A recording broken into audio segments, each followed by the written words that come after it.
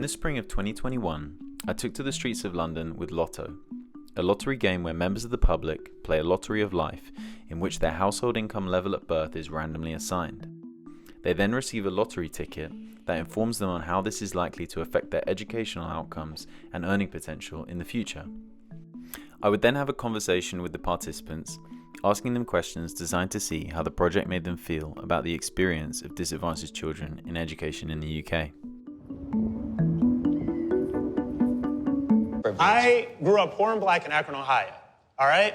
I went to one of the worst schools in Akron, Ohio.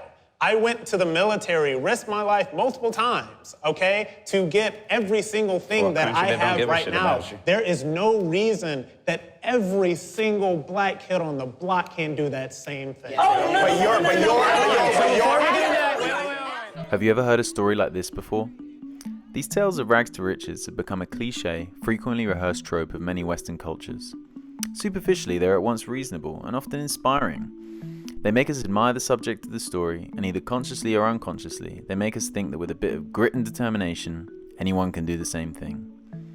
The other side to this story, however, one that is often left implied, is that if anyone with innate ability, grit and determination can rise out of poverty, then anyone that doesn't do so either isn't naturally gifted, or they're not trying hard enough. I wanted to test this hypothesis, and so through research, I discovered that in fact the main driver of poverty in the UK is poor educational outcomes, and the main driver of poor educational outcomes is poverty. Discovering that one can approximately predict the educational outcomes of children based on conditions that existed before they were even born, like household income, was a sad and difficult fact to come to terms with.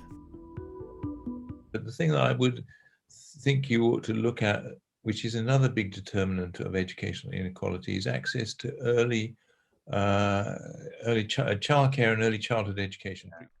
This is Jonathan Osborne, the Kamala Chari Professor of Education at Stanford University.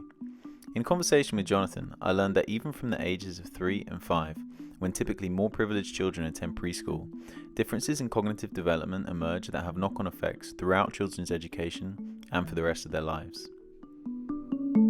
This is one of the things I think you could argue about your project is, I know it, okay, and to some extent obviously you've done this, but does the general public know it? It was then that I realised that empathy with the experience of disadvantaged children might be a strategy to address the notion that their attainment outcomes are lower due to a lack of innate gifts or hardworking disposition. And so with Lotto, I endeavoured to create an object that could mediate an interaction that would emphasise feelings of empathy towards children from disadvantaged backgrounds. When I was preparing to take to the streets with Lotto, I didn't really know what to expect, but in the end, I was fascinated with the interactions it enabled and the empathic responses of the participants. Yeah, I live in a low-income area, Right. and I work in a hospital as well. Yeah. That's what we see on the increase, really. No, yeah. I don't think it's fair. No. I don't think it's just. Yeah. I think that probably a lot more funding should be brought in for low-income families. Yeah. Especially like the way we see it, like people aren't accessing enough food. Yeah. The scheme to help bring in school meals for kids as well just was a crop. So they definitely need to put funding in and actually use it well. Why do you think it's like that? I don't know, I think probably because a lot of our politicians come from wealthy backgrounds. Right. So they're being voted in or else they're being get in by all their friends Yeah. and stuff. So they don't realise what it's actually like for people in Yeah. these situations. Right. They don't see it every day like we would.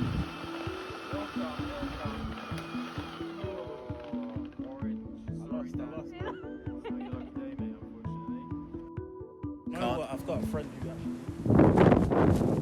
he went to private school. Yeah. He's just like a genius compared to the average friend. Right. Just because his parents can afford it. Right. Okay. Even though we grew up on the same road, Yeah. it's like our upbringing's completely different. Yeah. This is not right, because we were born in this life the same. We are human beings and we have to be considered as equal. Yeah. Doesn't matter what family we came from, as long as we work for this government and we pay taxes, we have to be considered as equal. Should have told you that I've been teaching for 17 years. Ah. So it's very, very clear to me that there are really kids that are struggling. How do you feel about them? It kills me every single day, especially over the last year. it's very, very, very difficult to pull a kid up and say, you have a future, you work hard, you'll get there, when they've never really achieved anything in their lives. And it's very difficult to sort of, especially because they're younger, they've not experienced life like some old fogies like me. But it really, really hurts me to see when boys and girls come back at the age of 25 and say, oh sir, I wish I could have worked harder, you were right. I think over the last 15 to 20 years, a huge amount has been done to improve education. And I think there's a huge awareness amongst parents specifically about how important education is. So very often you'll find children from low-income backgrounds, such as in this area over here, parents of immigrants especially, who value education tremendously. A lot of these kids can make it. I'm not saying that the private schooling is a good system at all. If as a community, not necessarily as a society, you see people who have worked hard and made it in life, and your parents and your uncles, your aunties, your next door neighbours are all in it together, and they're going to really, takes a village, as they say. Sorry for the cliche. As I said, a lot of the kids today are far more honest with themselves, and they will work hard. The kids today are amazing. They're very resilient. Very, very resilient overall, especially. Have you noticed the pandemic exacerbate inequalities, or is that not really as much of a difference, do you think? Funnily enough, I've actually seen the opposite. I've seen that schools have become so aware of those kids who don't have laptops or don't have food, that they will go out their way. And I'm not talking about head teachers or assistant head teachers, I'm talking about secretaries, caretakers, pulling all the stops out, making sure that every child's looked after and being aware, where does this kid live? I mean, I spent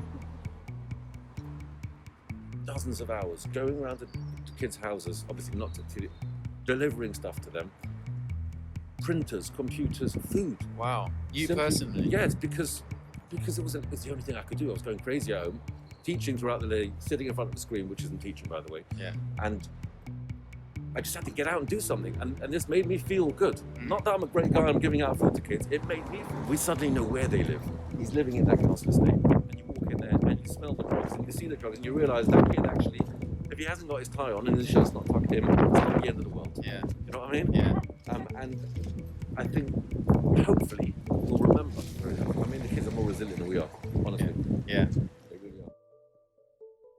So I think differentiation will emerge. That's inevitable.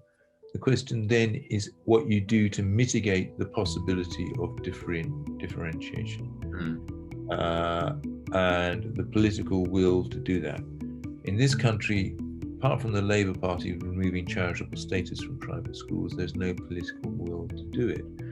People need help to pull themselves up by the bootstraps. They need access to good quality childcare, which I think my main, if I had a limited amount of money, my main thing would be to say, you put the money into good quality childcare, because once the child is behind, they're behind for life.